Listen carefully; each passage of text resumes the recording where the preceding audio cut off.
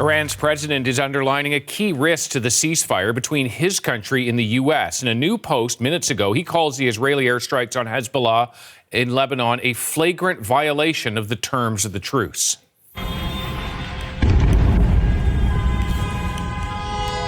Iran says the ceasefire covers Lebanon. The White House, though, siding with Israel, which says it doesn't. Israeli airstrikes have continued to target Iran's proxy, Hezbollah. Pakistan's prime minister, who's brokering these talks, says Lebanon is included. Until this issue is resolved, Iran says it will block the critical Strait of Hormuz. The dispute could mean the ceasefire doesn't last until peace talks start this weekend. So, who is right about what the ceasefire covers? Crystal Gamansing starts us off with that. Yeah, David, at this point, we don't know who is telling the truth because neither side has said, OK, well, here's the actual papers. So at this point, we are taking everything from face value. We are hearing widespread condemnation from a number of Western leaders. Let's start with the EU's chief foreign policy officer, Kaja Kallas. She has posted a notice on X, and I want to share a part of that post with you. She says that Israel's strikes killed hundreds last night, making it hard to argue that such heavy-handed actions fall within self-defense.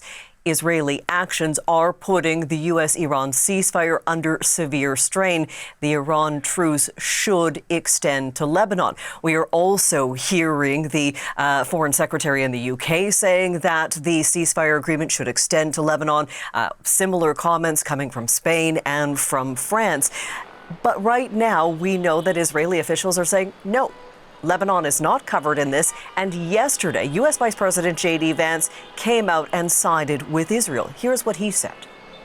I think the Iranians thought that the ceasefire included Lebanon, and it just didn't. We never made that promise. We never indicated that was going to be the case. What we said is that the ceasefire would be focused on Iran, and the ceasefire would be focused on America's allies, both Israel and the Gulf Arab states. Now, that said, the Israelis, as I understand it, again, I'm supposed to get a fuller report when I get on the plane, have actually offered to be, frankly, to check themselves a little bit in Lebanon because they want to make sure that our negotiation is successful. We have heard from Pakistan's prime minister. He has said that, yes, Lebanon was a part of the ceasefire framework, and it's important to note that Pakistan was the one who was actually brokering this agreement. So at this point, it is unclear, but there are so many individuals that are saying, listen, if there is to be lasting peace in the Middle East, Lebanon must be included here. Thanks, Crystal.